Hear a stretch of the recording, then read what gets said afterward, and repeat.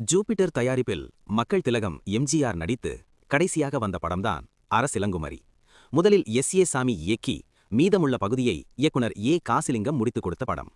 Jupiter தயாரிப்பில் எம்ஜிஆர் நடித்த ஸ்ரீமுருகன், ராஜகுமாரி, மோகினி, மர்மயோகி போன்ற படங்களை அடுத்து 1961 ஜனவரி 1 வெளியான படம்தான் அரசிலங்குமரி.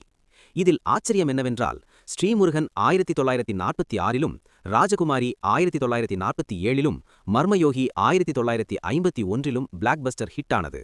அரசிலங்குமரி ஒரு நீண்ட கால தயாரிப்பு ஆனதாலும், அரச படங்களை விடுத்து மக்கள் சமூக படங்கள் பக்கம் திரும்பியதாலும், உச்ச நடிகை பத்மினி நம்பியாருக்கு ஜோடியாக நடித்து முத்து முத்துதான பாடல்கள் நிரம்பியிருந்தும், எதிரே வந்த திருடாதே பெரிய வெற்றி படத்தின் வேகம் அரசிலங்குமரி எதிர்பார்த்த பிளாக்பஸ்டர் வெற்றியை பெறவில்லை என்றாலும், சாதாரண படங்களை காட்டிலும் அதிகமான வெற்றியை பெற்றது.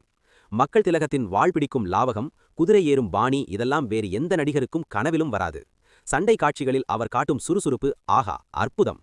சமூக படங்களின் தாக்கத்தால் தலைவரின் வாள் பிடிக்கும் அழகை அடிக்கடி வேறு படங்களில் காண முடியாமல் போனாலும், சில சமூக படங்களில் வாள் சண்டை காட்சிகளை புகுத்தி அதில் வெற்றியும் கண்டார்.